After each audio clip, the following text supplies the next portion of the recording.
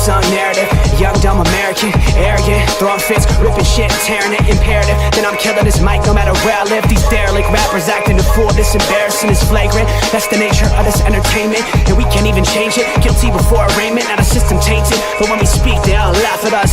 And y'all wonder why I'm lacking trust. Try to fight a giant with attorneys that can back them up. That's church versus science, both sides start acting up. I'm late on my assignment, hopping up a mile high, climbing. Obviously never silent, new alignment, I'm defiant, cannot describe it. Used to describe it as a young graffiti artist. Before the beard, I always got carded. Hit every bar, even though my bar has been the hardest. The scars on my face, and I ain't always been the smartest. But I'll show you where my heart is. I said I'll show you where my heart is.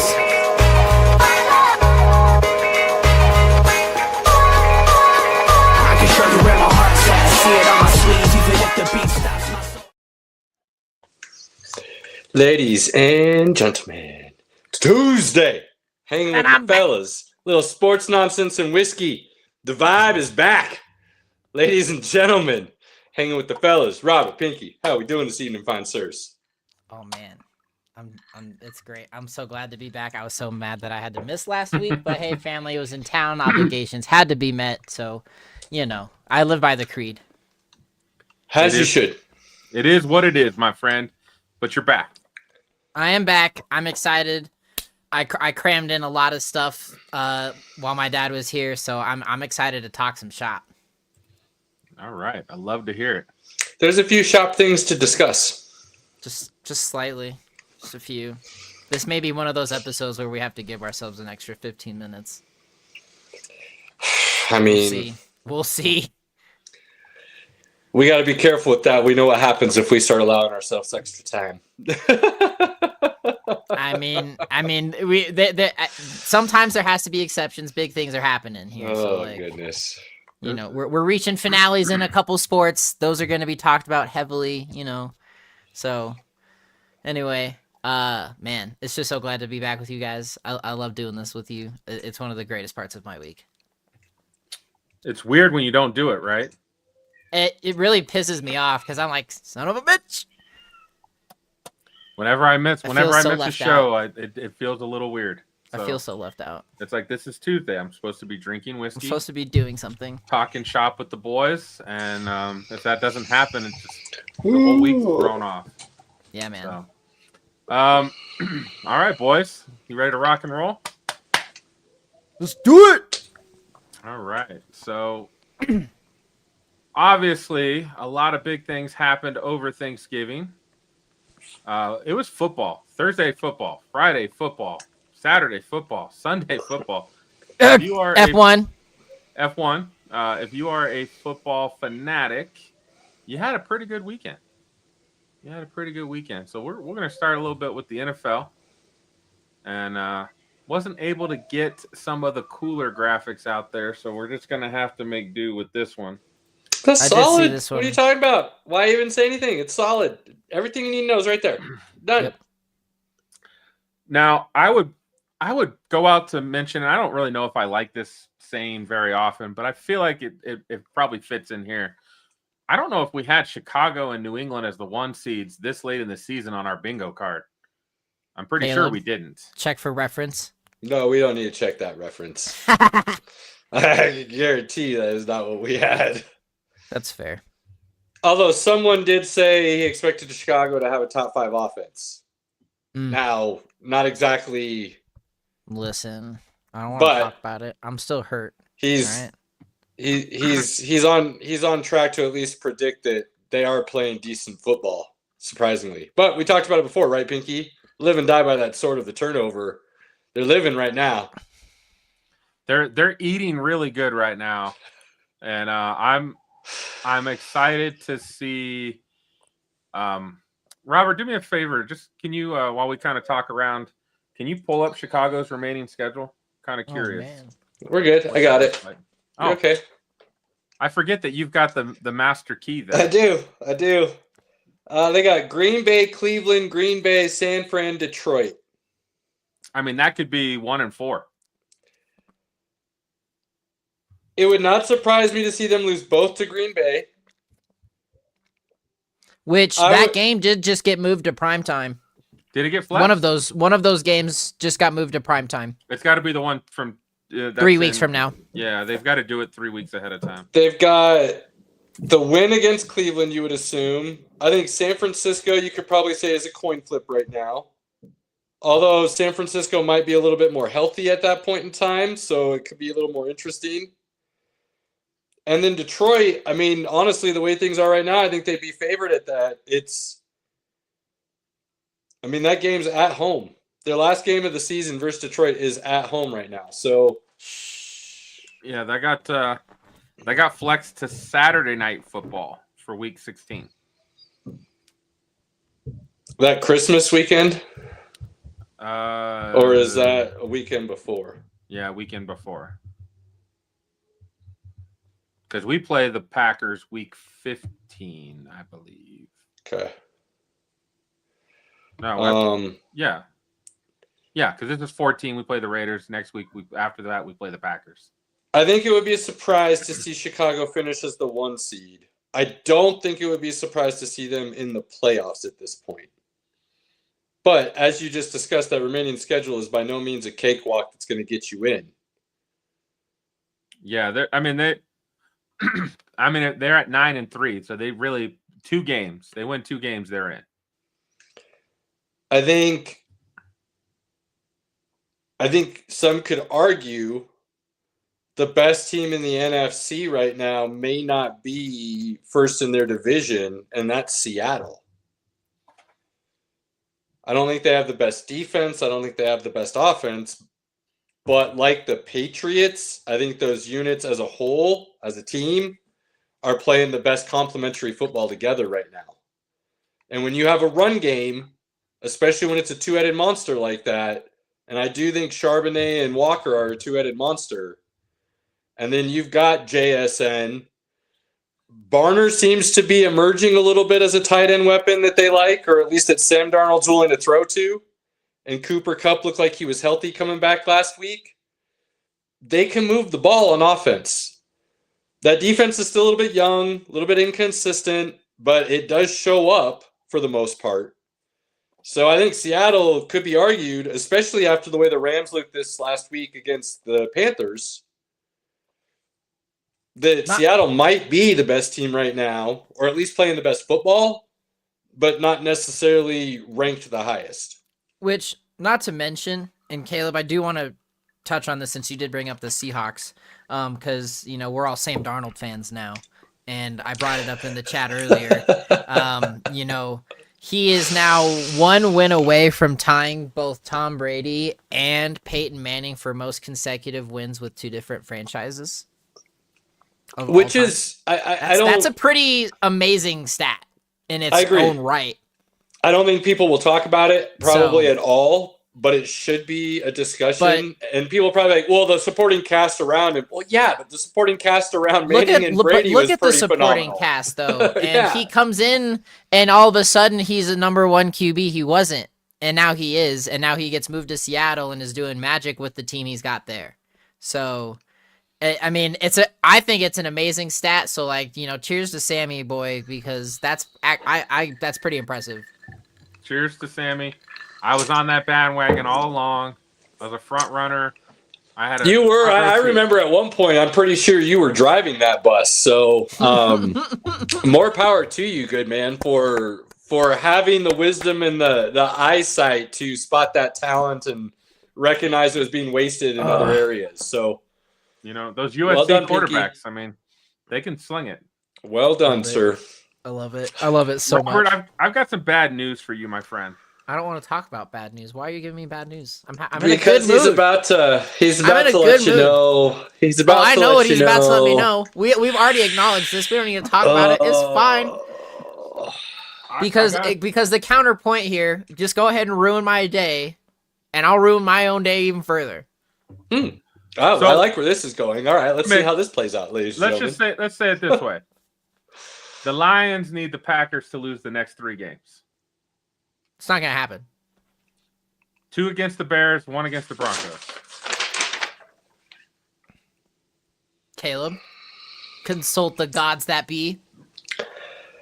Detroit is looking at, let's see here. No, Green Bay. We're looking at Green No, Bay. Pinky already gave it to you. He's right. He's 2 against Chicago, 1 against Denver. Chicago, Denver, Chicago. That's what Green Bay is looking at right now. Yes, but that wasn't the question. Who's supposed to win those games? What did we pick? Oh, I would say Green Bay wins both the Chicago games. I think Denver's a coin flip. It depends on which Green Bay offense and defense shows up. Okay, thank you. I think it could be very well argued that Green Bay, top to bottom, may have a more talented roster right now because of the offensive side of the ball. But that offensive side of the ball is way more inconsistent than what the Broncos have right now. And I don't think it's a big difference. I think Broncos would, you could say, have a better defense. I don't know if again, on paper, if you would say it's necessarily the better defense based on some of the names. Those names are starting to emerge, so I think people are having to recognize kind of who those guys are on the Broncos as national names kind of now. But that's an interesting one. I think you could call that a coin flip. I don't know. Caleb, you said it exactly right. Which Green Bay team shows up? Because they've showed up and played just awful. And it is in Denver, which so I don't know, man. That's an interesting one. So, but you say need that help. Green Bay gets those two. For Detroit, they're looking at Dallas, the Rams, and Pittsburgh. I don't like any of those. Me either. The Rams I like the Pittsburgh game. They'll win the Pittsburgh game, and I do think they can beat Dallas because they can. I think they can outscore Dallas. Oh, what? Whoa. Oh, no, sir. First of all, Amon-Ra is out, okay? Laporta is out. And Dallas has what I would argue is the number one defense in the league right now. I mean, offense in the league right now. Dak, whether you want to like this or not, has entered himself into the MVP conversation based on the way he's been playing in his numbers. Yeah, not just yet. threw up in my mouth a little bit. He is. No, numbers wise, he is, but the wins in the win column aren't going to put him in there right now. That 6-5-1, right? They make the playoffs. They make it into the playoffs. Then we can have that conversation. He's on the outside looking in when it comes to the MVP. I think to say Detroit outscores Dallas when I think it's fair to say Dallas has had the better, more consistent offense this year is a bit of a stretch. I know what those guys can do when they can run the football, and you can run the football on the Cowboys. I would argue that defense, since the acquisition of Keenan Williams, has been playing arguably top 10. I think that has more to do with their opponents than it does them. Maybe, but you could say the same against the Broncos if you're going to start throwing that around. I mean, the Broncos' schedule has been pretty cupcakey. They've gotten pretty lucky with who they've had to face on the offensive side of the ball this season. All right, timeout. We did get off track. I didn't mean for that to happen. Pinky. No, you're good. We're moving along. Where do you want to step back to, though? Pinky said he was going to give me bad news, and he didn't finish delivering bad news. And then I still need to train wreck my own day. So, I'm still waiting here. The Lions are probably not making the playoffs, buddy. Yeah, because fucking the Lions' offense is dependent on Ben Johnson's offense. And when you have a brand new OC coming in, calling the offensive plays, and then Dan Campbell calls one game and they score a 50-burger. I'm sorry, the Lions are not going to be doing anything sufficient. And the Bears. Well, be outside of the injuries. The O-line is not very good right now, and that's but again, it's still a Ben Johnson offense that's lacking in my opinion. It's just not there. I don't even know if Ben Johnson puts up the same numbers with this O-line. They can still run the ball, but they cannot pass protect. It's rough. It is rough right now. True. But no, I mean, yeah, the Lions in every which way are screwed. So and with the Bears being as good as they are right now, that's why they're screwed. Yeah, no, totally. And so, but we even said it, and now it's not certainly expressed on our prediction sheet by any sort of means. But no, we had talked about the Lions really kind of just being in a rebuild year with where they're at. So it's kind of half expected. It is a shame because I still wanted them to continue to make the playoffs to at least get a chance, but understanding it is a rebuilding year, I gotta take it for what it is. And not even a rebuilding year. I don't even think that's fair because they kind of have all the same pieces outside of the play caller. Well, And they lost a lot of their staff. I think it is very underrated, and people don't truly understand the art and the chess match that is a play caller. And some guys have a knack for it, and some guys just know the offense. And there's a big difference between calling a game and calling a play. And a play caller is going to be able to go through a whole game with a specific idea of how they want to approach that. And then the ability to, regardless of what the defense is doing, still find a way to enforce that in some way. However they have to meander back around to get there, they still end up there. While somebody who just calls a play, you're going to hear a lot of that. They got out coached because you don't see the adjustment. You don't see a way around what the other person's doing because you don't have an idea of what you ultimately want to do and the ability to get there from different angles. So Ben Johnson is a play caller. I think that's been proven now.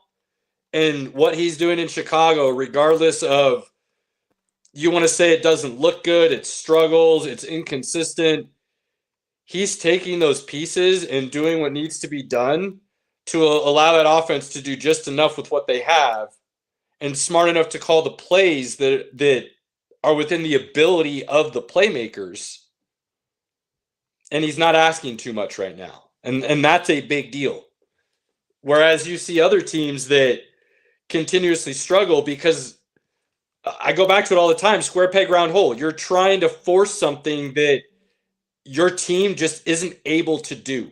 And instead of adjusting and figuring out what they can do and what can be successful, you keep banging your head against the wall. The NFC is interesting because it's a lot of chalk right now, and there's only two teams kind of knocking on the door. The Carolina Panthers are knocking on the door of the Tampa Bay Bucks. Who would have thought? Who would have thought? They're 7-6, one game behind the Bucks. One game behind the Bucks. And then we've got the Cowboys, as we've already talked about. They're 2 games back. Actually, kind of 1.5 because they got that tie. So those are the only 2 teams that have any hope. If we're burying the Lions and saying their hopes are dashed, those are the only other 2 teams that have a shot at getting in. Who is the second team? It's Carolina and Dallas are the only 2 teams that have they're still mathematically there. Everybody else is really gone. Vikings are gone. Cardinals are gone. New Orleans gone. Atlanta's gone. You're really going to say Detroit is I mean, they're right there with Dallas for that last wild card, I would say. It's between those 2. But they've both of those have an uphill battle. San Francisco's 9-4. I know.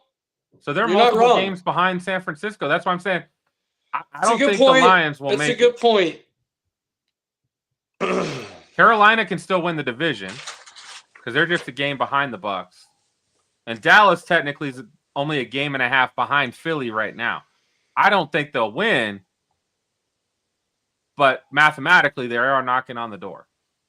They beat Detroit this weekend, and Philly loses. I don't know who Philly's playing, but if they lose, now we have a conversation. Philly plays the Chargers, so that's interesting. That's a really interesting game. I'm excited about that. But then they finish Vegas, Washington, Buffalo, Washington. Mark it out. They're making it all. San Francisco, they finish by Tennessee, Indy, Chicago, Seattle. That's tough. That's gross. That's interesting. That's tough. Dallas finishes Vegas, Green Bay, Jacksonville, KC, Chargers. They play the Lions this week. My bad, that was Denver. Sorry. I was like, that doesn't sound right. It's Detroit, Minnesota, Chargers, Washington, New York. They're gonna win. They're gonna win 2 or 3 of those. I would say they get 3. Think about who Minnesota's quarterback is. I think they win at least 3 of those. Washington, New York, Minnesota, I would say are wins for Dallas. Detroit and the Chargers. Let's just say Dallas wins all 5 of those. Does 11 wins keep them in or out?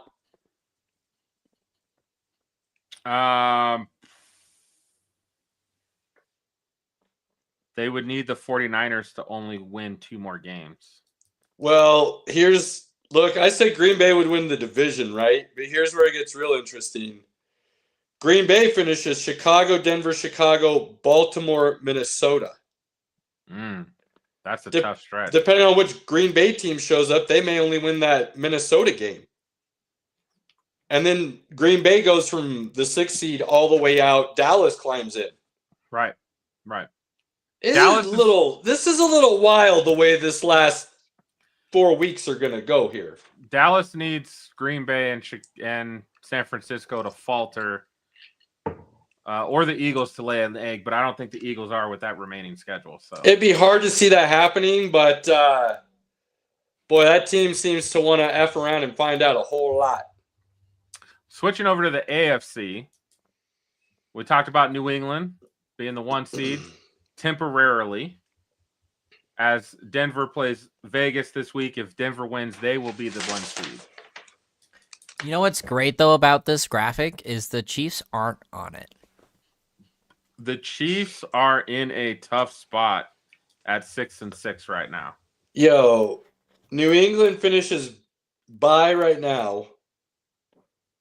Buffalo, Baltimore, the Jets, Miami. Denver's going to have to win out and only lose 1, whereas then they need to hope New England loses 2 of those. Whew. Oh, man. Now, I do think New England could lose to Buffalo and Baltimore. This is so interesting. Can you remember the last time, before we get into the AFC, Pinky, just to throw this out there as a thought in mind, can you remember the last time the NFL playoffs were truly this wide open, 1 through 7, as far as the seeds and who could just walk through and win it all? I think it's a little bit more muddied on the AFC than the NFC this year. The AFC, I just mean there's no clear favorite, right, on either side. No, there's not. That statement I would agree with. There's no clear-cut winner. Like, there's no team that you're like, oh my God, that team should absolutely go to the Super Bowl and win it all. We don't have that team this year. Can you remember a time, and let's be honest, whether you like it or not, Detroit is still, if they get in, a true Super Bowl contender. Dallas, if they get in, I would say would be a dangerous team. KC's not in right now, but if they got in, everybody would be like, oh, they're the favorites still. Like, even teams that aren't in the playoff picture yet, or currently, I should say, people would still argue are playoff bound and Super Bowl favorites, which is, I can't ever remember that happening. The way this graphic plays out right now is bad for Denver. They need that 1 seed, or they need KC to get into that 7th spot, because they don't match up well against Buffalo. I would disagree with that right now. I wouldn't. Buffalo's run game would run over Denver. I don't think it would, because they literally have no weapons on the outside. Denver can literally single coverage and put 8 in the box the entire game. What happened last year in the playoffs? Almost the same exact team. Last year's different. They do it differently this year. I'm just saying, man, if I was Denver, I wouldn't be as concerned this year. The horses are the same on defense, on the D line. But experience, you go through that and you realize, all right, man, we're just going to single and 8 in the box. Good luck. I just don't see how that doesn't play out well. Buffalo has struggled so much to throw the ball this year. Yeah, Buffalo's run game. If they beat you throwing the ball with your secondary, then give them props and walk away knowing you got beat. But that's the risk. Those are the cards I would play. I think KC is a better matchup for Denver than Buffalo, in my opinion. I think the way this sits right now, based on all things, New England would be thrilled to see them on that side of the bracket, because whether Pitt or the Chargers win, both teams are so up and down and injured that you're not that concerned there. And Indy and Jacksonville, based on what they've shown as of late, New England would have to feel really good sitting there looking at an AFC title game in Foxborough. The way that looks right now, damn.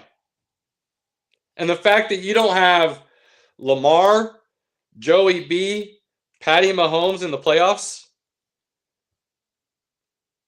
that's wild too. It completely changes the dynamic of what you're thinking about if you have to go on the road, if somebody else is coming to your house. The big matchup this week in the AFC is Houston and Kansas City. Let's go Houston. Because Houston's 7-5, they're right there knocking on the door. And if they beat Kansas City in Kansas City, they pretty much drive a nail in that coffin. Not mathematically yet, but I think it'd be tough for KC to overcome that because they would need help at that point. So everybody ahead of KC, well, not everybody, but a few of these teams ahead of KC. Everyone. The Chargers, the Jaguars, and the Colts. Well, not the Colts. Not the Colts. Buffalo. The Broncos and Buffalo have all beat Kansas City. So the other thing that Kansas City is facing right now is when it comes to, you can't just tie one of these teams in record because you'll lose the very first tiebreaker, which is head-to-head. You have to at least be a game ahead of them. So in that sense, KC is an extra game behind whatever the record shows. Because again, they lose the immediate head-to-head tiebreaker. So that puts them in a very big hole, and they're finishing out here with, Houston, the Chargers again, Tennessee, you like that, Denver, and then Vegas. Give them 2 games. But you look at those other 3, if they don't win at least 2 of those other 3, the likelihood of them being in the playoffs is slim to none. They got to win out. I would say you win 4 or 5. There's still a situation there where you look okay. But even that, I'm saying they don't get. I just don't see how they get that. I just don't see, based on what they're looking at right now, how they get to where they need to be. Now, I will not say all of that and then sit here and act like I'm some kind of fool and I'm writing P. Mahomes and the boys off. They could easily win out and go on a run and win the Super Bowl. They've proven such. They're capable of such. But the way they've played this year up until this point, based on what I've seen and the way the other teams that they're playing have shown, they get 3 of those, maybe 4 if they're lucky. And then they have a chance. But I think 3 is asking a lot. They would need a lot of help. You're telling me there's a chance. They need to win all 5. They got to win all 5. 4 of them, I still think you got Jacksonville that'll be at 10 wins. I think you'll have the Chargers at 10 wins. The Broncos are already at 10 wins. Jacksonville finishes Indy, the Jets, Denver, Indy, Tennessee. They're getting 2 of those for sure. That puts them at 10 wins. And they have Houston the tiebreaker. finishes KC, Arizona, Vegas, Chargers, Indy. They're going to get at least 2 more of those. That puts them at 9. They need 3. Indy finishes Jacksonville, Seattle, San Francisco, Jacksonville, Houston. Yeah, they're out. But if Kind they of win feels 2 that more, way, doesn't it? if they win 2 more of those, then again, well, they don't have the tiebreaker on KC because they lost to KC, so they have to win. Who's sitting 3. at 8, 9, and 10 in the AFC right now?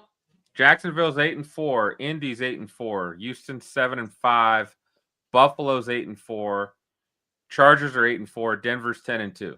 So technically, if the Chargers overtook the Broncos, That literally did not answer my question, my dude. I'm sorry. I don't know what you're asking. appreciate you running that down. Who is sitting in the 8 and 9 spots right now? I don't have that. Oh, I've got the standings list that you sent. I'm just using that. That shows me my the bad. records. My It bad. doesn't I got show you. me who's in those spots. KC is 10th, I believe. Because I think Baltimore's sitting in 8 right now, if I remember right, because of. But they're tied with Pittsburgh, so Right. they're making it over Pittsburgh. Pittsburgh's a train wreck. I don't know, man. Baltimore might be a bigger train wreck right now, in all honesty. And Lamar may or may not be hurt again. That's a whole nother issue in and of itself.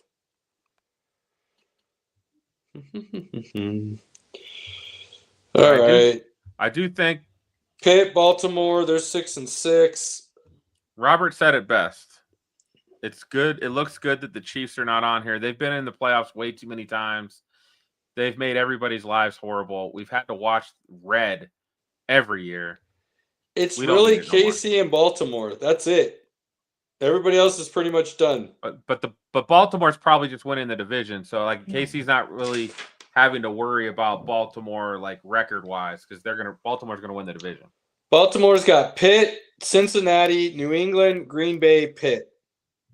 They're gonna win 3 of those.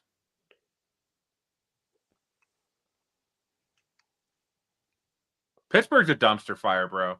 They just are. They're somehow the way Aaron some Rodgers, of these schedules run out and that whole any given Sunday kind of thing, I could see a scenario where 3 of these teams currently listed don't make the playoffs.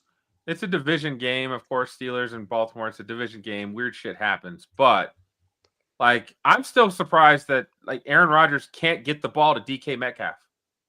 Like he just can't do it. DK Metcalf is the worst fantasy draft pick I've made all year. And thankfully, my team's still making the playoffs. Yeah, but let's be honest. Like the inconsistency with DK in Seattle too is part of the reason Seattle was willing to let him walk. He had these big moments, and then he'd no-show a lot of times. Whether that's him or the offense, I don't quite understand, but it's true. And now it's getting magnified in Pittsburgh with an aging Aaron Rodgers, who, as much as I wanted to believe, and probably foolishly a little bit, that he was going to be able to ball out, he's just not. Well, I think we believe that Pittsburgh's O-line would be better than it is, and it's not. Well, we definitely did that. That's definitely true. Robert, what do you see on the screen that gets you excited? I mean, of course, seeing the Broncos back in there, I mean, that's without a doubt. No question there. I mean, to be quite honest, it's just nice seeing a little bit of new blood. There's kind of a little bit of everything right now. Like, we know it's going to change, but the Seahawks are looking decent. They have somehow found a right chemistry. I mean, we went to a Seahawks game. We rooted for the Seahawks, so I think we kind of have a vested interest in how the Seahawks do. Absolutely. So I'm very interested by that. The Packers definitely surprising. If they can somehow manage to win, great. The Eagles definitely, I feel like, are just falling to pieces. They're just a house of cards at this moment. So, I mean, that's kind of exciting because we're not going to get a repeat. I mean, it's kind of boring when that happens, in my opinion. Just because the Eagles have been so consistent lately. I just want to see new teams in the Super Bowl. I got one. I'm pretty shocked about Jacksonville. I know. I think was it last year we said they might, or maybe it was 2 years ago we said they might. No, it was I'm pretty sure it was last year. Was it last year? And for a little bit they had the 1 seed, like they were right there, and then they kind of fell off. But it's kind of strange to see them. It is a little bit 8-4. They haven't played great in almost any game, but here they are, 8-4. Here they are. So, Caleb, do you think T-Law is still worthy or no? He's never liked T-Law, bro. I know. He would have taken Justin Fields number 1. And where's Justin Fields now? I think there's a lot of reasons for that. Not all others' fault. Justin would have to take some blame for that, no doubt. But Boy, if you think T-Law is going to turn it around and be a franchise quarterback on the level at which he's being paid and where he was drafted, I think you need to start looking elsewhere really quickly. I truly, and I've said this before, I think he got a name off of one big, almost lucky throw in the college football championship game that kind of went right through a DB's hands into his receiver's hands up the sideline and pretty much won a national championship. And I think he lived off of that for 3 years at Clemson and then got drafted number 1 with all this hype. And he has yet to live up to any of it. Not even close to any of it. And they still paid him like he's been a true franchise number 1 savior. He's not going to be. And like, I don't look at what Liam Cohen did last year with Baker, a former number 1 pick. Look at what Liam Cohen is doing this year with T-Law.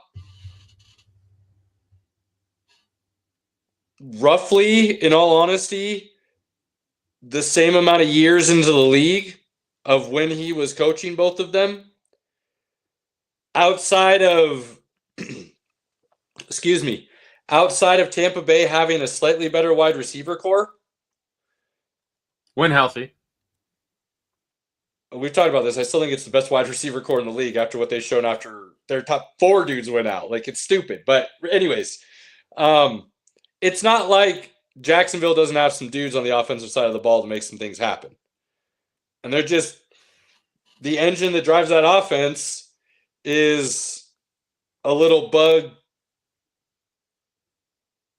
and it's just putting. I got another one. I just want to toot our own horn here. We're not right we're usually wrong on our schedule prediction. But I had a buddy reach out this week. Fedorsha, Robert, you met in Seattle. Mm-hmm. And he was like, "Did you really have the Broncos at 10-2? Did you think the Broncos would be 10-2 this year?" And I said, "Well, actually, we predicted it on our podcast. Yes. We have visual evidence of us predicting the Broncos being 10-2. So yes, we did. Let's fucking go." Now we got there in totally different ways, but here we are. Amazing.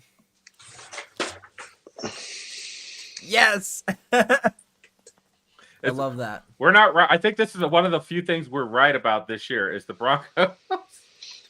What's funny is what we're actually sitting right about kind of in a lot of ways.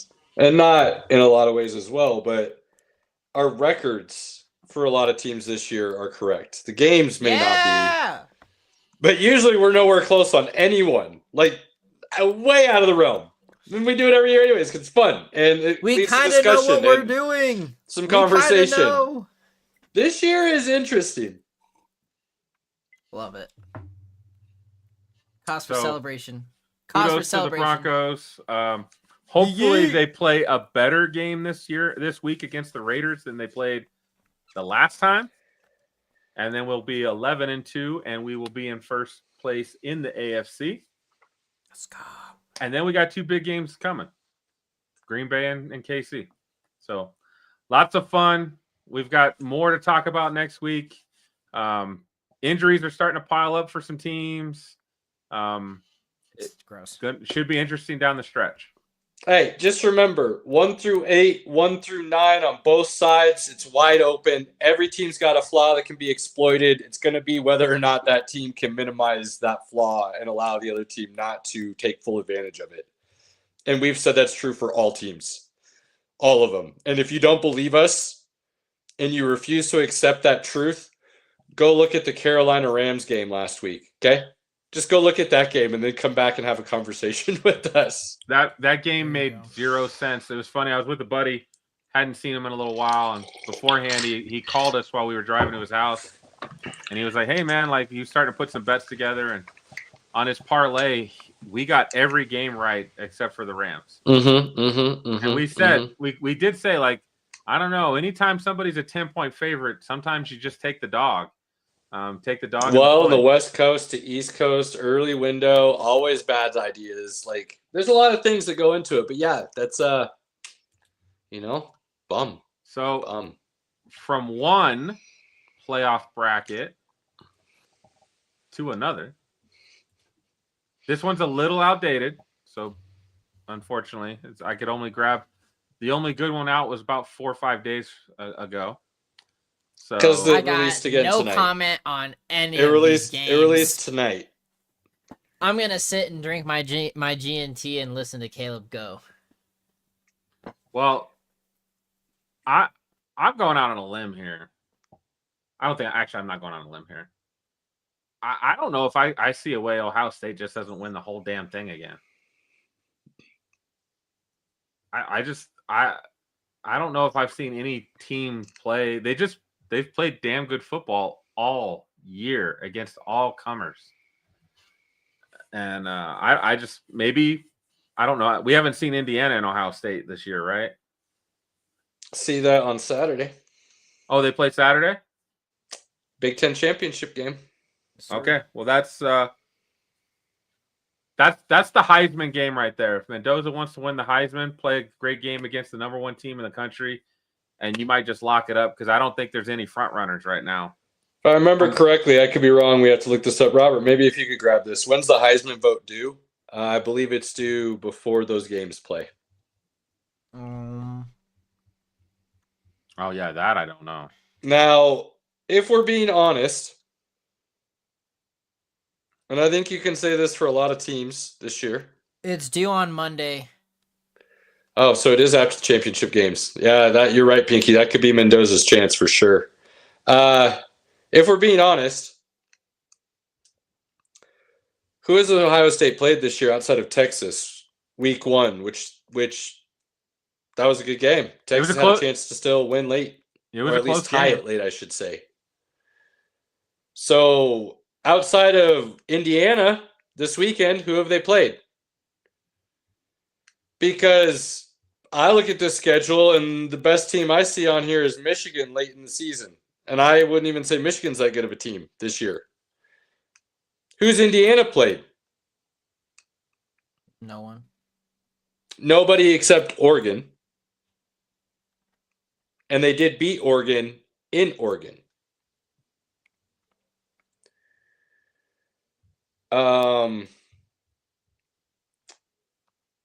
I could see them beating Alabama. I could see Indiana beating Alabama.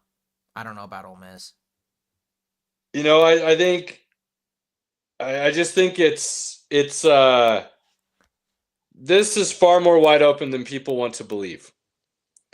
I saw a post the other day online. Somebody was talking about if Ohio State wins it this year, they'll be one of the greatest teams ever to play college football and maybe the best. And I literally had to respond, they won't even be in that conversation. A lot of teams have gone undefeated in the history of this sport and are not mentioned as one of the greatest teams to ever play. They would be on that list. Yeah, you went undefeated. Yeah, you won it all. You're not one of the best teams ever. And I'll say that of last year's team as well. And keep in mind, I said last year's championship was the hardest championship to ever win in college football history. That doesn't mean I think that's the greatest team to ever play in college football.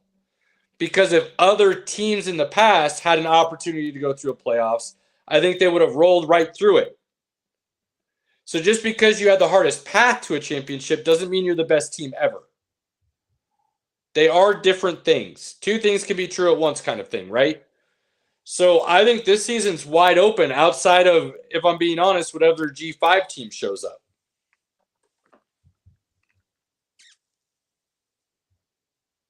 We will see. I don't know. I don't like it. Now, here's where it gets really interesting. Let's give the rundown here for real, because right now, as it stands, Ohio State 1, Indiana 2, Georgia 3, Texas Tech is now 4. Oregon 5, Ole Miss 6, Texas A&M is now 7 after their loss to Texas. Oklahoma 9, Oklahoma 8, Alabama 9. Notre Dame 10, BYU is at 11. And Miami is at 12. Texas is just on the outside at 13, and Vanderbilt is right behind them at 14. Now, Pinky, based on that top 12, there's two things that I take away from that. If you're already, and I've said this since it started, let's be clear. If you're already in the playoffs before the championship game of your conference, win or lose should not knock you out of said playoffs. The second thing I believe, as I'm looking at this, the top 12 does not include the group of 5. So whoever the highest rated group of 5 is, which right now is Tulane at number 20, North Texas is at 24, James Madison is at 25. They're all in their championship games. So depending on who shows out the most, could jump one of them in these rankings. So any 3 of those G5 teams are still in play. Which means, as of right now, based on these current rankings, Miami should be the one that gets bounced. Which then creates another interesting point because head-to-head, Miami beat Notre Dame. And they have the same amount of losses. So how Notre Dame is still ranked ahead of Miami, I don't understand. The other really interesting thing, and then this will swing us into the last college football topic here because I know we've got some F1 and then our nonsense. And I said I would dive into it this week, and then next week we go full bore when the final playoffs are announced. Heisman's ready, everything. We're going to talk college football next week. And/or. Well, this is our dipping the toes in the water, if you will. Based on the standard that the committee has already set, Ole Miss should be bounced from the playoffs. The committee already said last year with Florida State, you're missing your starting quarterback. We believe that's enough that you are no longer one of the 12 best teams in the country, and we're going to downgrade you in the standings. If that's true, and you're going to hold to your own standards, then Ole Miss not having a whole lot of their coaching staff, including their head coach, should be removed from the playoffs. Do I agree with that? Hell no. I said Florida State should have been in last year. If the committee did that this year to Ole Miss, which based on their current rankings, it doesn't look like they will. They're sitting at 6, and it's already announced Lane Kiffin's not going to be there. So the likelihood of Ole Miss not being in it at the end is that would be you want to watch things get set on fire. Go ahead and let that happen next week, committee. But I'm just saying, based on their standards, that wouldn't you guys agree that's what should happen? Whether we agree with it or not, that's the standard they set, is it not? Right. No, you're totally right. Although I don't know. They still think the players on the field are still all there, so you're okay. That's what they could argue is the difference, I guess. Florida State showed how awful they were without their quarterback, which again, most teams would be. Most teams would not be good without their top quarterback. But again, though, they went on a guy who had minimal prep, minimal reps, minimal opportunity to prepare for that situation. They still went out and won. They were undefeated. Undefeated or one loss? They were undefeated. It was like 2 years ago, actually. Yeah, sorry. That you can't. That's crazy. Again, anything can happen on the field. Whether you think that's a big deal or not, the other team's starting quarterback could have got hurt on the first play of that game, and then all things are even again. Like I can't imagine and that was making also such a crazy determination. But that was also before the expanded playoffs. I think you're right. Thank you. I said last year it was 2 years ago when it was the 4 teams still, but still, I don't care. As a 4 team, I wouldn't have put them in. In 12 teams, sure, I'll put them in. Yeah, but it's not at 4. It's tough. So Ole Miss should get in. I'm just saying that's another interesting conversation that the committee has now created for no reason because of things they've previously done and decisions they previously made. But Ole Miss is in. I think BYU should be in, regardless of what happens in the championship game. They have one loss right now, Pinky. That one loss is to Texas Tech, who is the number 3 team in the country right now. If they lose on Saturday, it will be again to the number 3 team in the country. So unless you get blown out, wouldn't you say that that means they're one of the best teams in the country? So I think that has to be a mindset. If you make your championship game and you're already sitting in a position where you should be in, a loss in your championship game, regardless of the outcome, should not move you out. I just don't believe in that. Miami should be over Notre Dame. Notre Dame should be the first team out right now, looking in. And it's going to get real interesting after this weekend's playoffs. After this weekend's conference championship games. Lane Kiffin set the world on fire, according to everybody. And he burned his good reputation to the ground that he had built back up after 6 years in Oxford. He had to take that job, though. He had to take that job. I'm baffled that people are yeah, I get Lane Kiffin has a reputation. What do you want him to do? If let's just say all things played out perfectly and Lane Kiffin did everything exactly the best way he possibly could, in which is, boy, I can't pass up this opportunity. I think it's the best job in the country. This is the opportunity I have to go win national championships. This college, this program believes in winning at a level Ole Miss never will. Whether that's because they can't or they won't is a different conversation. Ole Miss just won't be on that level. LSU says, hey, you know what? Job's yours. We'll even wait until after the season to announce you as the coach. Sound good? He's like, yes, thank you so much. I want to coach this team. It means a lot to me to go and coach my team after making the playoffs, having the best season in Ole Miss history. Thank you. Ole Miss athletic director, hey, Lane, we want a decision now. Or else. Or else what? Well, then we're not going to let you coach in the playoffs. Okay, well, I'm gonna. I hate to say it, but I'm gonna take the LSU job. They're willing to offer me more as far as what they're able to provide for the program than you are. Okay, well, you're not coaching for us anymore. Peace out. Goodbye. Could have he handled some things better? Could have he said some things better? Probably. Does acting like a petulant child and telling him, well, if you don't let me coach this team in the playoffs, then I'm going to take all the offensive staff with me? If he said that, yeah, that's bad. There's no defending that kind of stuff. But if we're being honest, what was he supposed to do? The adults in the room that create the rules that could easily change these rules and no longer make them an issue refuse to do so. In all sports, there should be no coaching hires until this season is officially over. Period. End of day. Yep. The season is not over.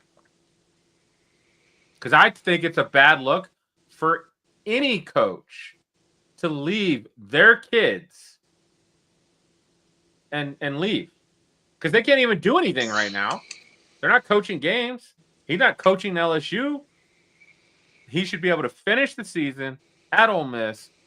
Those kids that have been with him all year, multiple years, he should get to finish that out. And it's only because we are so dumb to not just make it a deadline of when the season is officially over, you don't can say hire we. coaches. I am not going to allow you to throw us in that bus. The NCAA, the coaches fraternity, the powers that run college football, this is what they want. If they didn't, they would change it. It's that simple. There is no other way around that. And to take it a step further, they go, well, but you know what? They have to do this, and it's because of the signing day that starts tomorrow and the recruiting periods.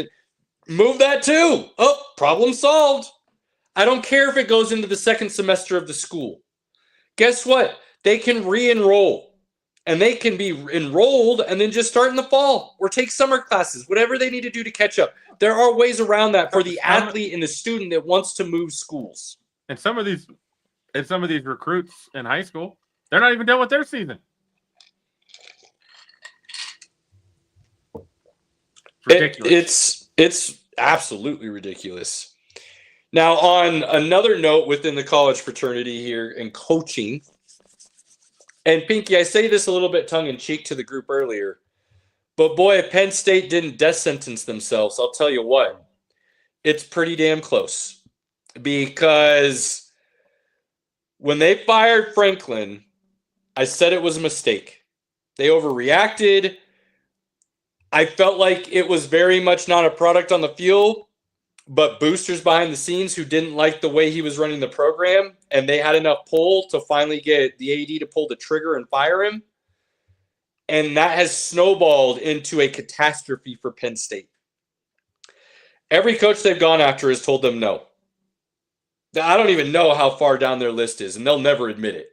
But they're minimum middle of the alphabet at this point. Okay? Minimum that far down the list. National Signing Day starts tomorrow, and they have no head coach. They have no path forward. They have no program. They have no identity. They have nothing to sell to these recruits outside of, hey, you really want to go to Penn State? James Franklin, then on top of all of that, has been poaching all the top recruits that Penn State had committed to Virginia Tech right now. There is not an up right now for Penn State. Balls. They are going to feel this, and they are going to feel this for a while. Because you're going to be looking at a situation where unless you find one of the top recruiters and can fill in the gaps really quick next year, you're looking at multiple years and probably a new head coach before this could potentially get turned back around. And I'm going to be honest with you. The name I like the most in this cycle right now was the North Texas head coach that decided to go to Oklahoma State for some reason.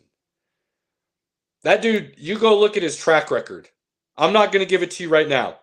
Let's just say I think when you finally look up who that is, the North Texas head coach, and you go look at what he's done and who he's been associated to in his rise on this path, you're going to be impressed. And you're going to go, damn. Yeah, that's probably the dude who should have got one of the bigger jobs. And somebody should have taken that chance and ran with this rising talent. But Penn State's in a lot of hurt right now.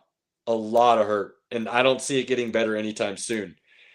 Good news for Virginia Tech fans, though. You ain't going to be doormats much longer, I do not believe. Enter Sandman's going to have some meaning behind it again, and that place could be rocking. Could be rocking. So, good for them for sure. I think it's fun when Blacksburg is hyped. I think that's good for college football. I honestly have never thought Penn State has been much. I think they've kind of always been a no-name in the sense that you could look back on college football history and remove them. And I'm not trying to say this to diss anybody. I really am not. This is just my perspective. You could look back on college football history without Penn State in it, and I don't think you would miss much of the story. Whereas if you remove Virginia Tech, I think the singular Michael Vick experience and what that did for the game has more impact than a lot of what Penn State has one national title. That's it. Penn State was better in the 80s than Virginia Tech will ever be. I know, but I'm saying, like, what did Penn State do? Penn State has continually put out good players. They've had good teams. They're like, that's just a horrible take, Caleb. You're not listening to what I'm saying, though. I'm not saying they weren't good. I'm saying you could take them out of the history books, though, and you're not missing much of the story. What Michael Vick and Virginia Tech did had a bigger impact. You you could take the Cornhuskers out of the 90s and like nobody would fucking care. So like, that's not what we're talking about. Whether they would care or not, you take Nebraska. No, Pinky, you take Nebraska out of the 90s and it completely changes the history and the story of college football. Penn State in the 70s and 80s were a competitive football team. They were considered one of the powerhouses. That's a bad take, man. Let's move on. We need to You're not again. Okay, you're not listening to what I'm saying though. Like you're. I don't know what correlation you're trying to make because it doesn't sound like a good take to me at all. Because you're not trying to even listen to the take. You're just automatically poo-pooing it because you're thinking I'm trying to downgrade Penn State. Outside of the whole Sandusky situation, Penn State was not especially towards the end. After when was their championship? 1990.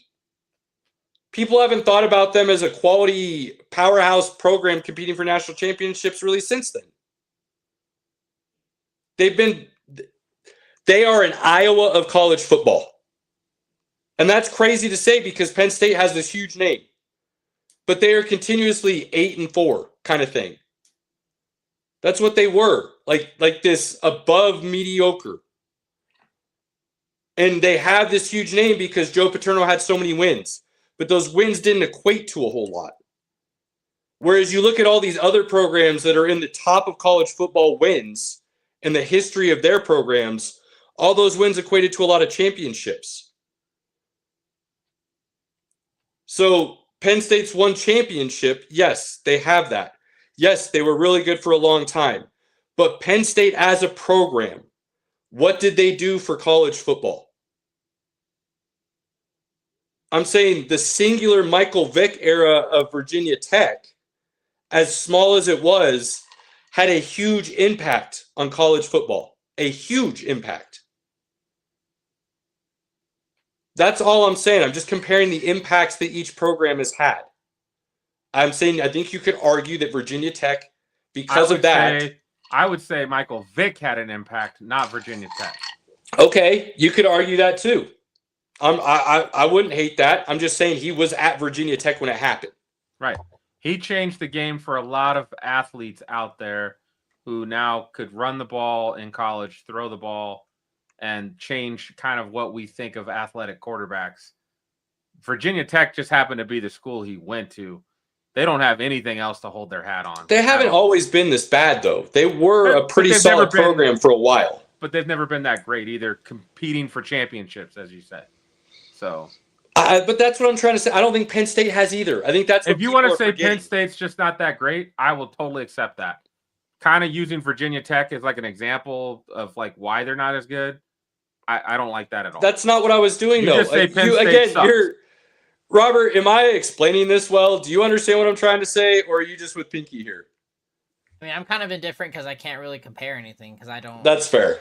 That's fair. I'm not trying to. I can't have an opinion on this. I'm not trying to say Penn State wasn't good. That's not what I'm trying to say. That is by no means what I'm trying to say. They were a quality program. They just didn't win anything outside of 1 year. So you're telling me they weren't special. Got it. Which I will accept that argument. Iowa, Iowa. Right? You're not going to sit here and be like, Iowa, oh my God, they're so amazing. Like, we've been beating this dead horse. We're moving on. Fair enough. I'm not trying to have this like hot take. I'm just trying to, this very singular thing, the impact of the programs on the sport as a whole. That's it. I'm not trying to say Virginia Tech is a better program overall than Penn State. So I would just counter your argument with Penn State has put out a lot more NFLers than Virginia Tech ever has. So Penn State's had more of an impact than Virginia Tech ever has. Moving on. On the NFL, maybe, if that's your argument. Let's move on. We're beating a dead horse. It's screaming. And by the way, not beating a dead horse. That was a fun little conversation. Oh my gosh, I thought we'd never get here. But we're here, Robert, so take it away. I know, like, geez. I was just waiting for that to get over, and that felt like an eternity. Oh my God, shut the fuck up. Easy there, Tiger. Jeez Louise. I felt myself age for a second. Now I know what Pinky feels like. No, I'm just kidding. Anyway, man, F1, what a great weekend. Max coming in clutch because McLaren's strategy was just absolute hot, steaming pile of crap. Like, I can't understand how they got there and what their strategy was in keeping either of them out. I really don't. It blows my mind, and I think it handed Max the win. On top of that, everyone needs to chill on Kimmy. He's getting absolutely berated for letting quote unquote Lando pass him to get into a higher point status. That's absolute dog shit. Kimmy's car failed and he oversteered and he had to go wide. That's what happened. That was not Kimmy's fault, and he did not let Lando Norris through. I'll take it a step further. Who gives a shit if he did? Apparently everyone else, because this kid's being ripped apart. That's his business and Mercedes' business. For whatever reason they wanted to let it happen, if that is the case. It does not matter why or if it did. Not at all. Because here's the deal. Everybody for the entire season has had the same opportunities to get to the point where they needed to be a champion. One singular incident in that situation does not hold the cards to anything, in my opinion. Even if they did know at that very moment that swap would help Lando get an extra 2 points. Don't give a shit. Really don't. No. Terrible. So anyone that's going off hating on Kimmy, you're terrible people and awful takes. That wasn't the case. Now, if Lando finishes outside of third, I think is what Caleb, you and I were talking about earlier. I've got it right here. So Lando wins if he finishes third or better, period. Outright. If he finishes third or better, he wins. There you go. If Max finishes first and Lando finishes fourth or worst, Max wins. And then you can go second and eighth, third and ninth, and then Piastri has to finish in a certain order too. So Max has a couple outs outside of that. Okay. Lando has a ton of outs, all the way down to he could finish 10th. And then Max fourth, Oscar third, and he could still win it. So Lando's got a bunch of outs. But really, he needs to finish third or better, and it's his. Oscar has to finish first.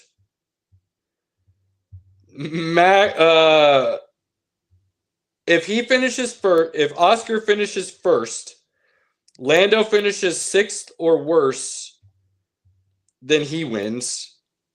And then there's one other scenario for Oscar. So basically, Lando has a lot of outs. Max has one very real chance, and it all involves him winning, really. And then that's what he's been doing. And then Oscar needs to win and even more help. Understood. I mean, it's going to be a great weekend. Qualifying is going to be absurd. At 6 a.m. to watch the Grand Prix is going to suck on Sunday after holiday partying. I'm so mad. I'm out. I'm out on that. That's fine. I can't be. I'm dedicated, bro. That's fine. Caleb's like, you can record it. I'm like, Are you kidding me? My entire feed now is F1 and nerd. It's so bad. And to the point where now, like, talking about family stuff real quick, my nephew, we got him a Lego Duplo F1 set because F1's in the family now. It's freaking hilarious. But I can't miss this. I'm so excited for it. It's been a great season. It's been an exciting season with everything going on with the championship and everything changing. I'm hyped. I mean, this could very well be the race of the year, in my opinion. So let's be honest. I mean, I'm pulling for Max. McLaren by not pitting when the safety car hit, like the top whatever other 8 racers did. Yes. Cost them that race last weekend. Yes. That strategy ruined them. They're also appearing to have a little bit of an issue with the pace of the car right now.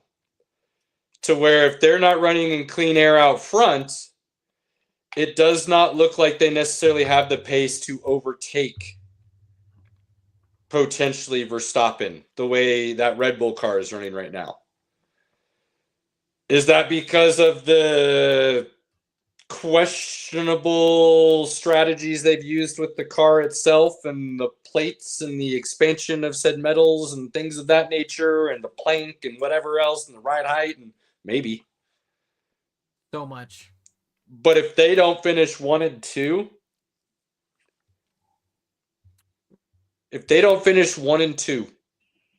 Amazing. to start on the Amazing. grid, and Max has one of those top 2 spots, I very much believe Max wins. And then all things get interesting, right?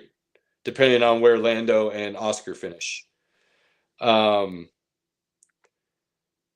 Well, actually, only where Lando finishes at that point. If Max wins, Lando is the only one that can catch him. So,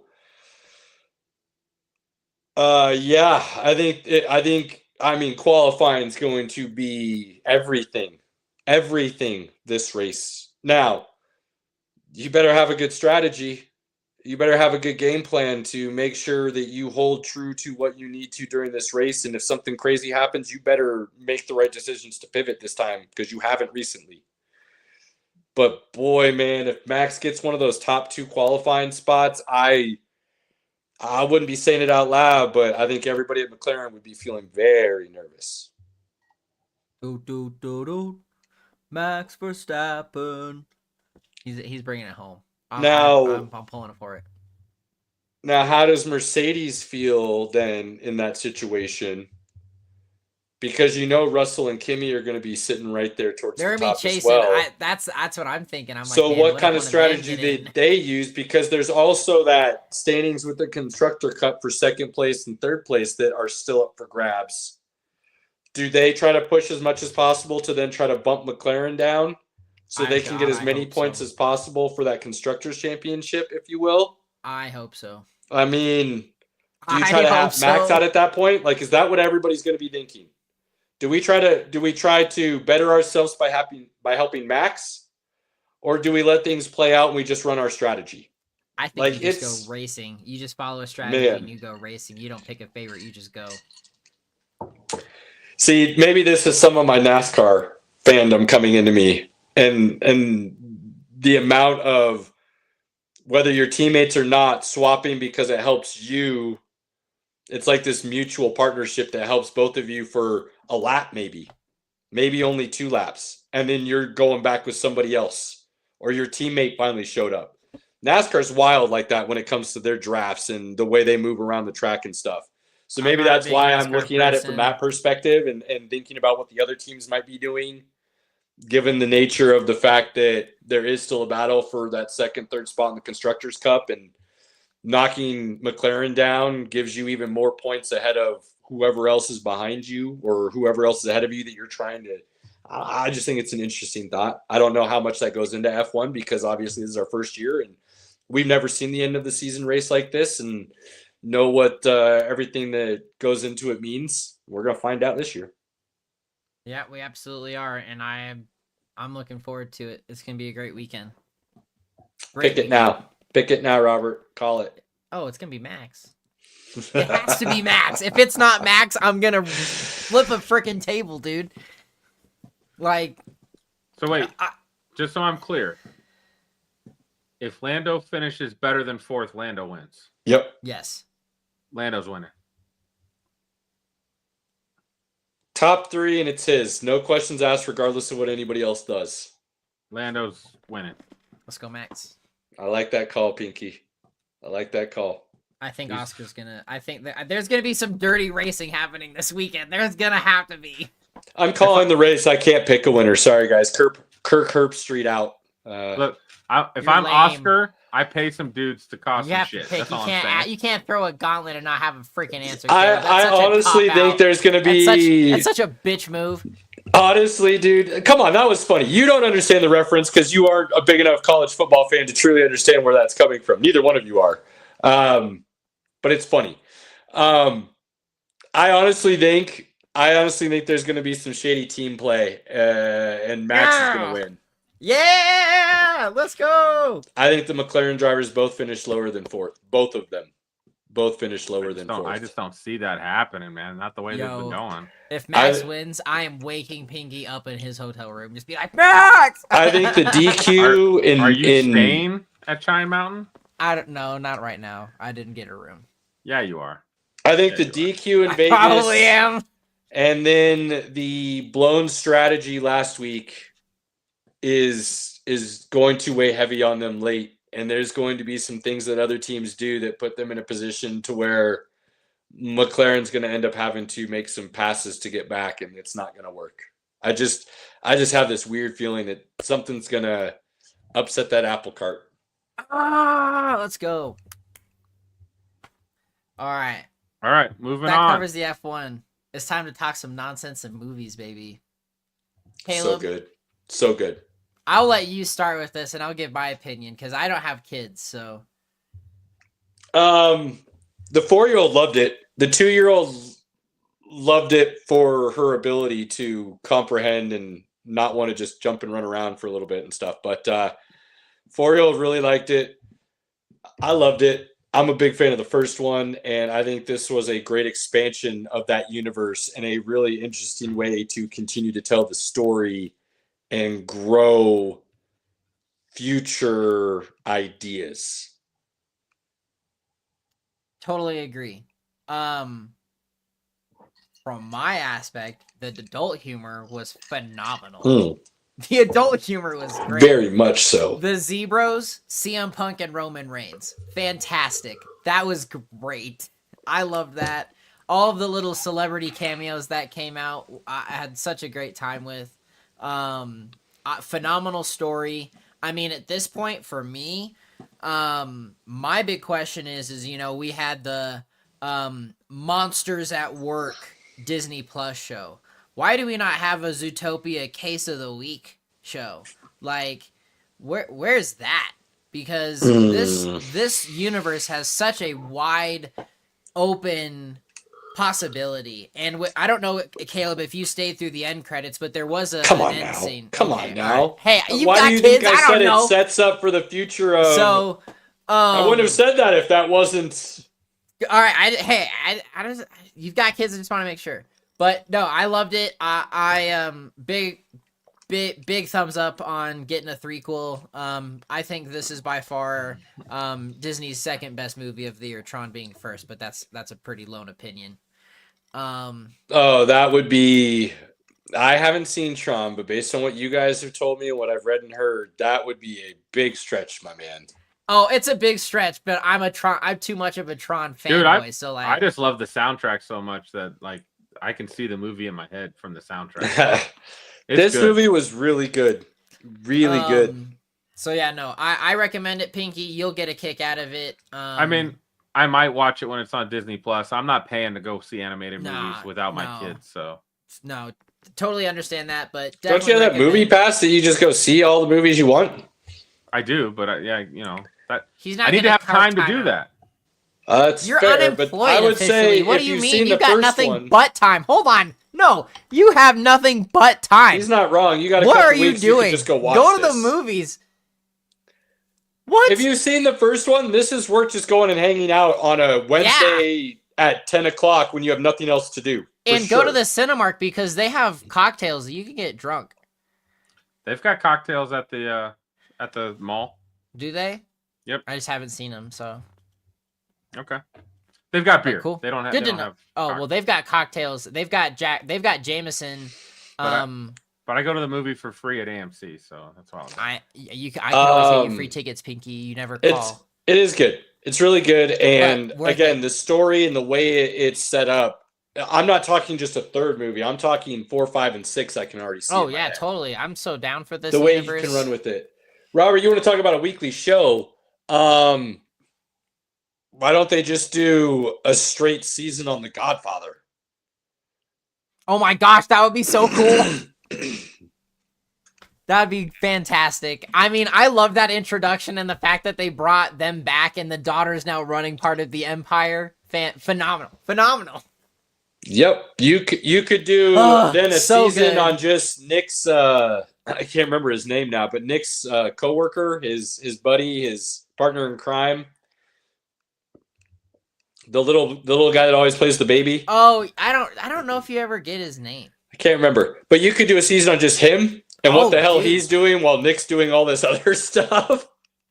There's, what are you doing? Much. What are you doing when you're not hustling with Nick? What's happening here? I mean, Patrick Warburton, come on.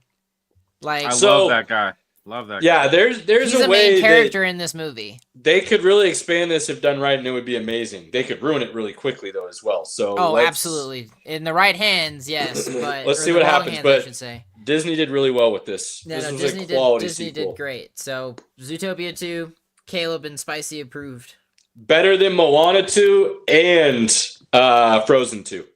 Facts. I don't know. Frozen 2 is pretty good, but it was okay for a sequel. This was a solid standalone. Okay, that's fair. All right. I'll maybe see eye to eye on that. I need to come around to it, but it's there. Also, if you're having any doubts, Shakira is in this movie. So let's just. I mean, yeah, but. What do you mean, yeah, anyway, but? I mean, Idina Menzel's not too bad. I mean, true. It's Shakira. Who doesn't like Shakira? You're not wrong. You know who doesn't like Shakira? Nazis. Her ex-husband. He's such an idiot. Anyway. Moving on. Next movie. Pinky. If you would be so kind. I am ready. Hold on. There we go. Caleb. Heard good things about this. This was awesome. I've seen some comments say it was a little long. I thought it was perfect timing. I heard thought it was really did a good job. Wow, I'm drawing a blank on the phrasing of this, but a truthful adaptation to the source material, or however you want to say that. Why am I drawing a blank on the right way to say that? A faithful adaptation. Thank you. You're welcome. Yes, no, this was a very faithful adaptation to the book. Maybe some slight changes. They did have to change the ending, but they did it tastefully, and it was very well done. It wasn't like some of the other Stephen Kings where they changed the ending and you're like, WTF. But no, they did a fantastic, fantastic job with this. Glenn Powell, awesome. Can he be the next action star? Can we start seeing him get pushed a little bit as far as like I think he already is. I don't. Yeah. Well, I mean, in like the, for lack of a better comparison, because this isn't really good because he is the standard, but like Tom Cruise, like okay, so that's Jason Statham maybe is a better example. Like, could he be the next guy you see kind of taking over the genre? To a point, yes, because actually when Glenn Powell landed the role, he and Tom Cruise chatted for hours about what he's gonna do, and Tom Cruise is like, film yourself running because you don't look as cool as you think you do. And so like there was a lot of things that happened there with Tom Cruise, even with this movie, that helped it become, I think, great. I mean, it's definitely one of the movies that I think should be getting more attention. I think the story was great. The action was great. Michael Cera was hilarious. I just need 5 minutes. That was I think by far one of the best like Edgar Wright adaptations done in a while. Like, and I like Edgar Wright movies. Scott Pilgrim, great. I mean, I personally enjoyed this over both of those. And I love Scott Pilgrim. Scott Pilgrim, I live by. I loved this. Running Man, definitely solid 8.5 out of 10. There are great cameos in it. I don't know if you caught some of that, Pinky, on the dollars on who that was. If not, it was Arnie. Arnie is the face of the new currency. So that was awesome. Along with some other little nuances. But yeah, no, phenomenal movie. I'm excited to get it. Edgar Wright did really well in this movie. Because it's an action movie. There's some comedy in it. But man, that is a scary, futuristic world that I want no part of. Like, that world is Dude, scary. That was scary. And that's, like, the book is based in 2025. That's wild. So, yeah, I am, like, that movie, like, he did a great job. Because, again, in the back of my mind, I was just still thinking about the ethics of society, the morals of society. Like, there's still, that's in the background throughout the whole movie of how society acts. Has just fallen apart. just falling apart. That this is something that people cheer for, Mm-hmm. of killing someone for sport. Now, again, Ancient Rome, baby. as part of the story, That's part of what they make the Running Man look like an evil, really low life guy that should get killed. That's what they do. and that's part of the whole story. And so I don't want to like give away too much because Caleb, I don't know if you've read the book or anything at all, but Caleb don't read. That's hurtful. Man. That was hurtful. Wow. He watches too much sports to read. Don't. Oof. It's not the case. I know because Lord of the Rings and other things. But anyway, I've read that too. It's a short book, Caleb, but it's phenomenal. So totally on the Robert's watch list of the year. Recommend list. Please get out, see this movie, I'm sure it'll be coming streaming soon. I'm waiting for my physical copy to come in myself. So very entertaining. Loved it. Glenn Powell did a good job. I want to go back and watch the original now just to kind of remember seeing that. That's fair. I got 2 more topics. Pinky, I don't know if you've got the Stranger Things one by chance for me. Yeah. He's all, dude, bitch. Look at this. Let's go. Season 5 is off to a hot start. I'm really enjoying it. Definitely have a few surprises up their sleeves already. Soundtrack, of course, does not miss. It's great. I don't know if anyone else has gotten to see it here in the group yet, so I don't want to give away too many things. I need to take some time to sit down and watch it. How many episodes is it for this? There's only 4 out right now, and they're each about an hour apiece. Yeah, you guys can spoil this away if you want to. I don't give a shit. I can't say anything right now because I know Pinky watches it. So I do watch Stranger Things. I'm very happy. I'm very, very happy with some of the celebrity, or not celebrity, but big name actors, I guess, that from the 80s make an appearance. So very, very much looking forward to seeing where this continues on Christmas. I actually made, after Thanksgiving dinner and everything, my dad and I came back to my apartment, and then after about 45 minutes, I was like, all right, I need you to leave. He's like, why? I'm like, I'm sorry, but I know you won't watch it with me, but I need to watch Stranger Things. And I watched all 4 episodes. It was fantastic. I was so dead tired the next day and kind of had some regrets, but it was so worth it because I didn't finish till like 2 a.m., but it was awesome. Awesome. You know, the 80s nostalgia is what I loved about season 3. I thought season 3 did like the best job. That's fair. Of making you feel like you were in the 80s. Man, that's what I really enjoy about the show because it just brings me back to my childhood. That's awesome. No, so definitely Stranger Things, awesome. They brought one of my favorite scenes of any movie into their universe, in their own spin, and I highly respect it. Definitely in one of the top entrances of all time, in my opinion. So I'm all in. I'm excited to see where the ending is going to take us. All right, I'll have to get that in. I'll have to get that in this week. The tickets actually went on sale to go catch the finale in theaters, so I'm actually thinking about buying a ticket. We'll see though. How many more episodes do we have? There's I think another 4 total. I thought they were breaking it up into like 3 different releases. So they're doing Christmas, and then the finale comes out on New Year's. Okay. Let me check how many episodes come out. So yeah, you're gonna get another 3 episodes, 5, 6, and 7 on Christmas, and then on New Year's Eve you have the finale, which is 2 hours and 5 minutes. It's longer than Fantastic Four. Okay. So I'm excited. We're buckling up for a great final season of a show. Hopefully it sticks the landing. But yeah, love Stranger Things. Pinky, can't wait to talk about it with you once you get caught up, man. Final thing to go hand in hand. I know, Pinky, this is kind of a last minute topic, so I apologize. There's no graphic for this. But Avatar is coming out in a little over 2 weeks. And outside of just having the pure curiosity of seeing how they potentially wrap this up, depending on how successful it is also going to be a opportunity to see the very first few minutes of Odyssey, supposedly coming out in IMAX, in an IMAX theater only, and the first look at Avengers Doomsday. So pretty big things coming out with that. I'm hoping Avatar is going to be good. I know, Caleb, you enjoy the universe. I'm kind of indifferent on it. I kind of feel like it's been a little bit of a recycle.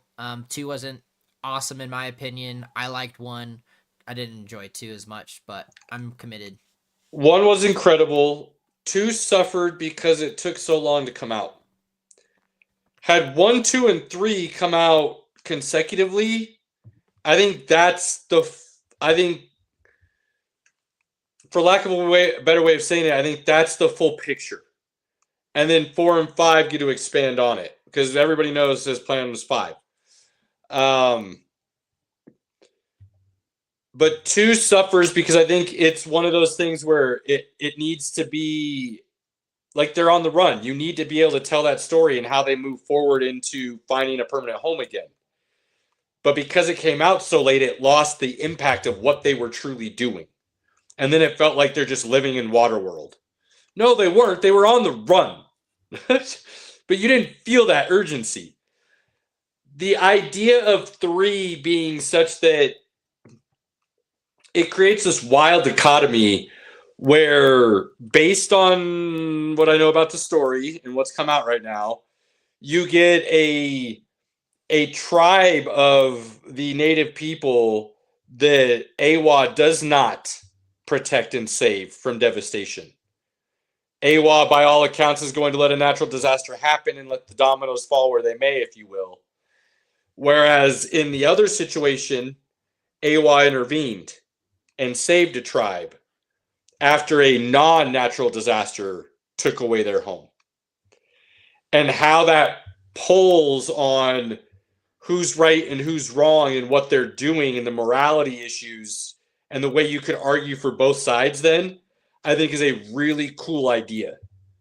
How that plays out, how the story goes from there will be interesting because you're also then pulling in the other people like the main character, Sully, who are native but not native, who are now trying to find ways to basically destroy the Sullys, and they'll team up with anybody, but they're really arguably maybe no longer avatars. They're now part of the people.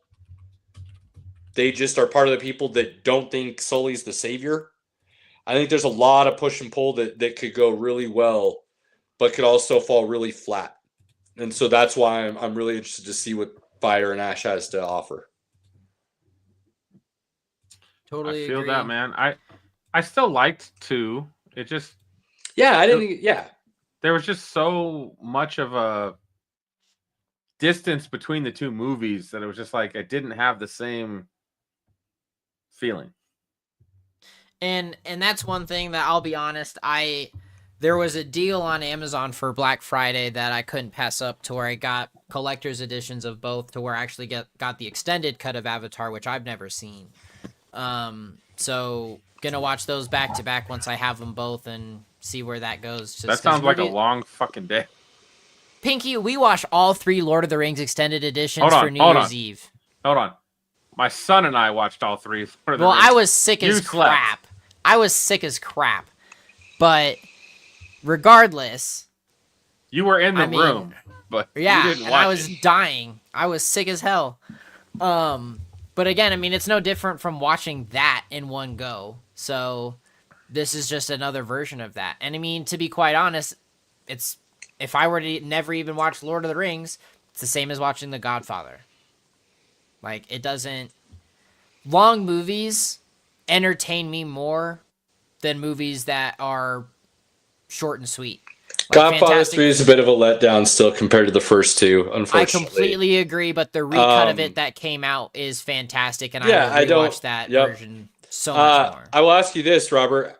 What's your take on 7 Years in Tibet? I mean, I like it. That's a rough one. Cool. I'm a big fan of that. I won't say a big fan, but I do enjoy that movie. I thought it was a good story. 7 years Crazy, into insane Bed, I long, and think most is- people can't even get through it and just give up. I really liked it. Casablanca. So that's where I was curious. Long movies. Gone with the Wind. I mean, again, some of those movies now I can't stand Sound of Music. What? I can't stand that movie. Dude, that movie's I can't do Sound of awesome. Music. It makes me That's so a great mad. movie, man. The history within that The movie history that's behind playing it out is absurd. is great. I love it. I cannot stand the movie. It makes me so mad. Farewell, That's fair. adieu, Avita, say goodbye. No, I don't even like musicals, and I enjoy Sound of Music. No, dude. I can't. Sound of Music ain't a musical, it's a movie. Yeah, it's closer to a musical. It is definitely a musical. I can't.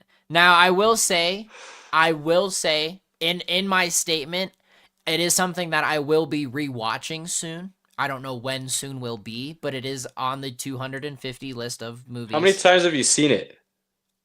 I've seen it like maybe twice, and When? I was little, probably like. I think you'll have a between much 7 better to 12. appreciation for it now. We'll Right. see. We'll see. I can't promise when soon will be, but I will get to it. I watched that with my kids. They loved it. There's just certain movies that, again, as you get older, you understand more. There's a Sure. lot of, like, again, Nazis, all that. Although As you understand it now, I think it'll make more sense. How Speaking the of aristocrats this- tried to navigate that whole situation, and it's pretty. Yeah, it's a musical, but man. now now I'm not trying to compare these two in any sort of nature. It's just they are in somewhat related in as far as the ranking list is concerned. Caleb, as much money as the first Avatar made and how long it stayed in theaters, it is not on that list at all. I think that's because critics want to poo-poo it as a Dancing with Wolves. It's not critics. This is all user rating. This is It's all Fern Gully. users. Well, I'm just saying, Ferngully is an example. People try to. I think it's Literally Fern Gully. that narrative, Robert. I think has gotten pushed so hard that people don't want to see it for its unique, own created world and storyline. I Me would personally. I don't think it's its own storyline, but the world itself, yeah. I would just tell But see, people I hate that visually. because everything's a version of something else.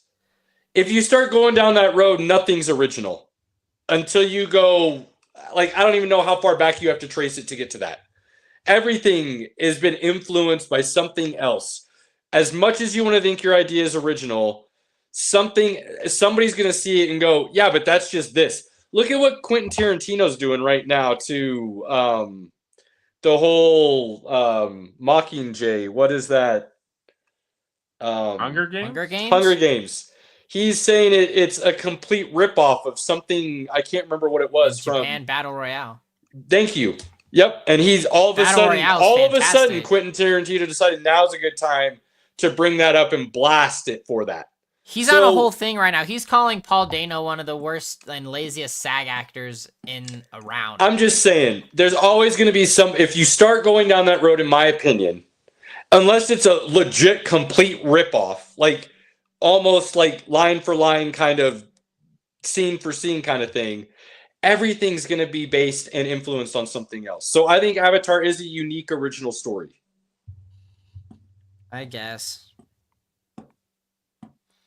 I mean, again, I enjoyed Avatar for the setting itself. I don't think overall, like, it's that great of a movie, but I'm committed. I'm going to see where the rest of it goes, and we'll see. I mean, Avatar Robert, you want to hear is something really visually wild that just popped into my head? And this is not, there's obviously this is not going to be true, so don't get angry.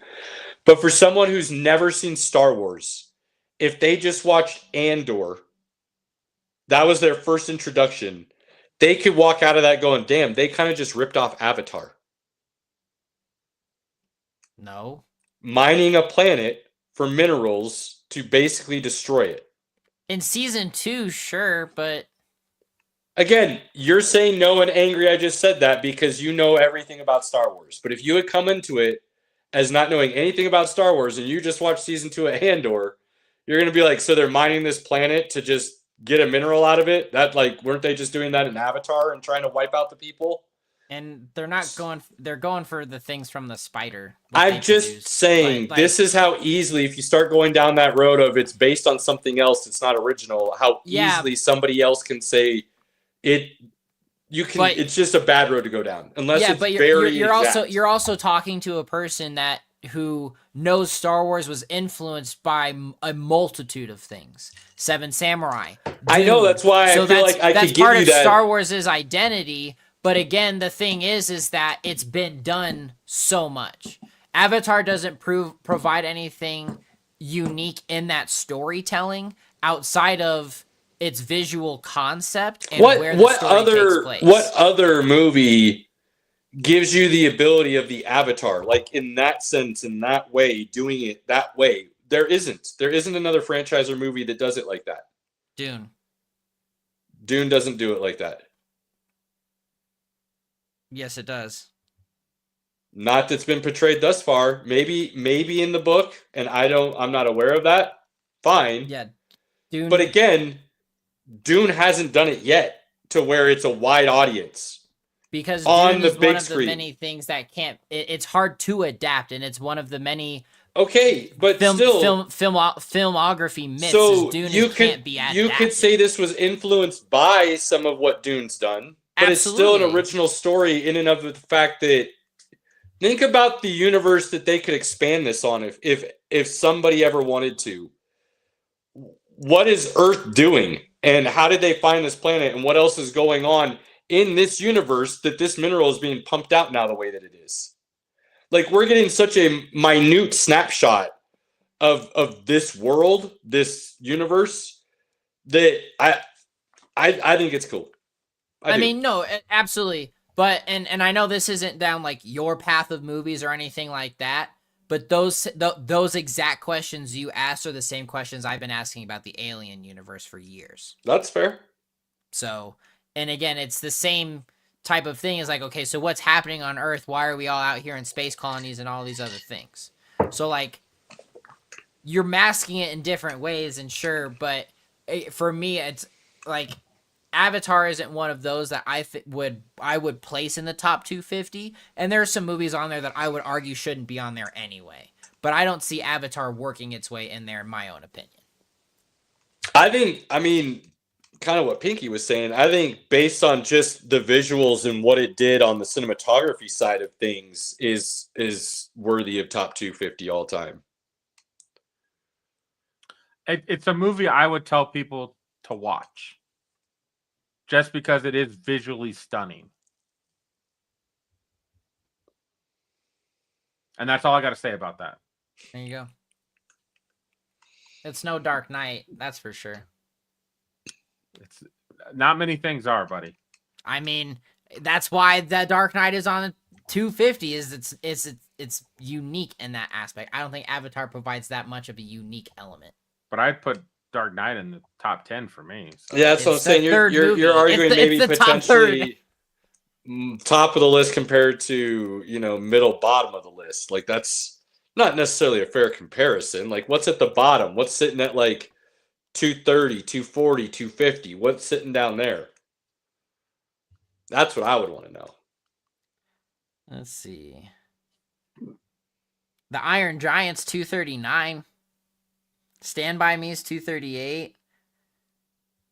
230 exact is the Hotel Rwanda. Never saw it. Yeah, I didn't see that. I haven't seen that. That sounds depressing. Well, here's the thing. Like, there's stuff that I like watching. Like, I'm all for a good movie like that. I just never saw that one. But I bet there's a lot of things higher up on the list that are going to be the artsy stuff. The Cannes Festival, the Sundance Festival, some of those indie movies, if you will, that I wouldn't even put on the list or think twice about. And I bet actually the top 10 are like the most wild movies. It's so Shawshank, Godfather, Dark Knight, Godfather 2, 12 Angry Men, Return of the King, Schindler's List, Fellowship, Pulp Fiction, Good, Bad, and the Ugly. Those are all really good movies. Fellowship is 7. I put Two Towers over both of those Lord of the Rings. Two Towers is 11. If anybody's like, I got to watch Lord of the Rings, I'm like Two Towers. The rest of the Dude, other ones, right? Two Come Towers. on. Yeah, I mean that's pretty solid top 10. And then you start thinking like, then you look at the AMC list kind of thing, and then you start talking about the Casablancas and things of that nature. That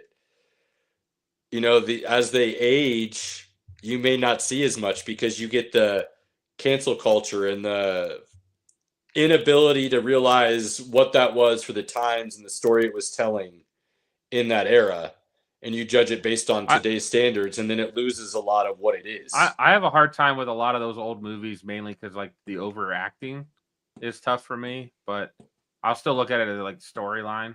But I will say I had similar thoughts until I took a couple different film classes in college, and learning the backstories and the history of the industry and the eras and what all went into what they had to do to make those films, and procedures and codes and everything else, FCC and whatnot.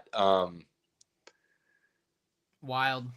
Interesting. Totally different area. Yeah, Totally different era. it makes it gives it new perspective for sure. So well, that's all I got for nonsense. I don't know, we went over a little bit, but nerds and sports. Nerds and sports. That's exactly right. Final thoughts, good sir. Pinky, hit me.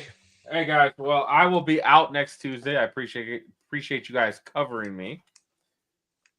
And the next time you guys see me, I will have seen the greatest of all time wrestle for his last time. So I will tell you all about it with all the details. My wife is so excited to go. Should be a great weekend in Washington, D.C. Miss that place. Make sure you go to. I don't know how long you're going to be there, but if you can, go to Alexandria. No, dude, this is a quick trip. Like we are. Okay. Like we're pretty much staying. Flying in, crash at the hotel, wake up, get breakfast, go to the arena, watch the show, go home, fall asleep, fly out. Nice. Yeah, pretty much. The wife's like, we're not seeing anything. I was like, yeah, probably not. If there's some meet and greets, we're not doing anything. If there's not meet and greets, we'll go walk by the White House. We'll go walk by a couple things because we're right there. But other than that, yeah, it will be nice. It'll be in and out. We got you covered. Go enjoy the time, my man. Yep. Robert, no worries. Final thoughts? Oh, man. Are we not entertained right now by just not only the great sports that is F1 and football and soccer right now because of qualifiers? And it's just fantastic to be a sports guy. And I mean, the nerd stuff is just happening constantly. TV, movies, can't go wrong. Zootopia for the family, Running Man for a date night. Glenn Powell's naked in it. Like your wife will love it. Can't go wrong. So, yeah, we're entertained, people. We are entertained. Sports calendar's crazy coming up from now all the way through the end of the year. Christmas Day is absurd. If you haven't seen that layout, oh my God, it's going to be amazing. On a nerd side, finish Andor. Boy, is that going to have to need a very good conversation. I'm so incredible. Happy. About damn time. We've got a new show. Well, not a new show, but a new show for us to discuss weekly coming up with season 2 of Fallout. So that's going to be wonderful. Whoop. Yeah, it's a lot coming up and going on. So very excited. Last thing I will say also on the nerd side is it sounds like somehow HBO is going to do a couple more spinoffs and fix season 8 of GOT. That should be interesting to see how they completely change and fix and make it work. And it actually is incredible and everything's great going forward. Or they fumble it so bad it's going to make everything even worse. And they're going to wish they had just stopped after like the Red Wedding. So that'll be fun to see. Should have stopped at season 6. I'm just saying, like, how you correct that now. Like, that's out there. Everybody's seen it. I don't know how you fix it. So good luck, HBO. And, Mr. I'm not going to ever finish my books and leave everybody miserable and pissed off. Good luck with that. On that note, you have time with your inner circle, family, loved one, friends. Do not take those moments for granted. Cherish them. Take advantage of them whenever you can. You know we do. Appreciate all the love and support. Like, follow, share, please. Send this to somebody. Let them know. Argue. Hate a take. Love a take. Ask us to talk about something. Jump in and converse.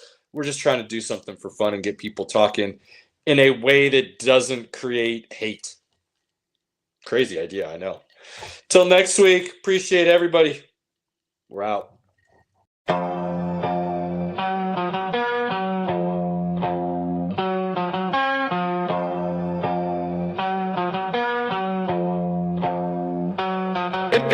Pinky in the building, rapping orange and blue. Broncos country, yeah, you know how we do. Hot take so wild, you remember the name. From college ball to the pros, Caleb spitting game. Robert here, the pop culture plug. From comics to racing, pour the drink in the mug. Sports, nonsense and whiskey, yeah, bold talk. Good laughs and a glass in the air. Sports, nonsense and whiskey, right? Kick back, tune in, take a wild size.